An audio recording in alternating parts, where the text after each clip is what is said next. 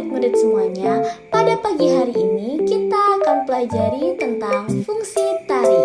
Nah, sebelum kita mempelajari fungsi tari, kita harus tahu dulu nih apa itu seni tari. Seni tari adalah cabang seni yang mengungkapkan keindahan gerak dan makna tari melalui gerak tubuh. Nah, lalu ada 4 fungsi tari.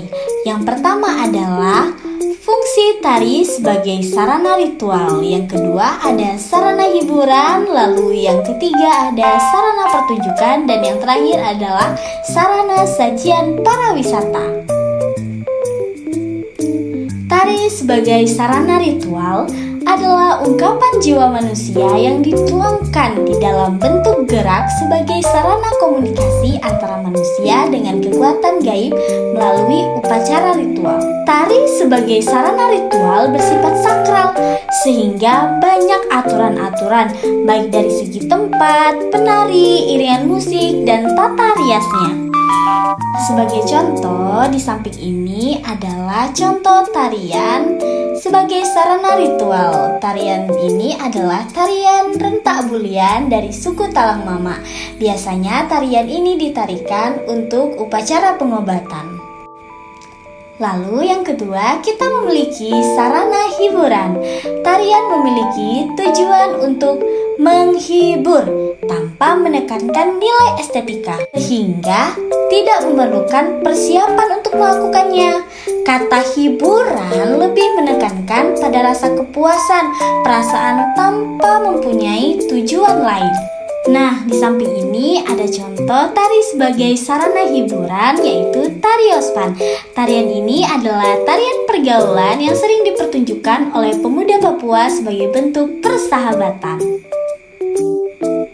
Nah, lalu yang ketiga ada tari sebagai sarana pertunjukan, yakni sesuatu yang bernilai tinggi dan berusaha untuk menarik perhatian penonton. Tari harus dipersiapkan dengan sungguh-sungguh, karena karya tari yang dipertunjukkan memerlukan biaya yang tidak sedikit dan tarian yang ditampilkan diciptakan oleh koreografer yang profesional.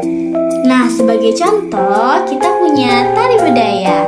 Sejatinya tarian ini berfungsi sebagai tarian ritual, dapat dikategorikan sebagai tari pertunjukan dengan catatan tarian yang dipertunjukkan harus menyesuaikan dengan waktu pertunjukan. Jika tari budaya berdurasi 60 menit, maka sebagai tari pertunjukan, durasi tari dipersingkat menjadi 7 menit.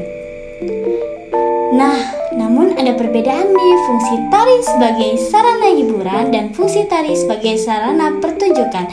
Tari sebagai sarana hiburan adalah tari sebagai hiburan.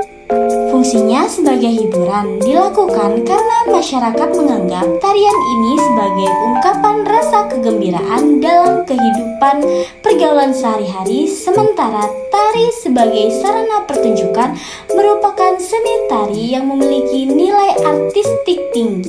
Sifatnya lebih menonjolkan nilai estetika atau keindahannya. Lalu yang terakhir kita punya tari sebagai sarana sajian para wisata. Keanekaragaman dan kekayaan alam adalah magnet yang menarik para wisatawan datang ke berbagai destinasi wisata.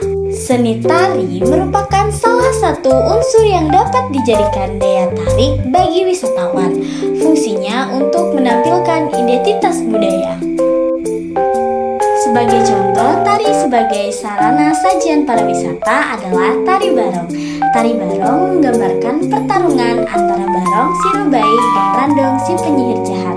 Tari barong ini sangat terkenal di kalangan wisatawan karena wisatawan dapat merasakan keindahan gerak dan menyaksikan pertarungan dari kebaikan dan keburukan dari tarian ini.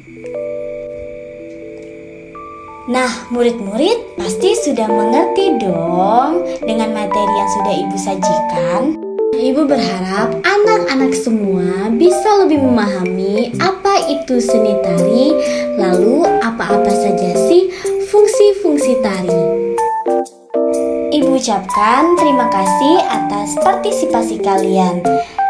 Selamat bertemu di pertemuan minggu depan. Wassalamualaikum warahmatullahi wabarakatuh.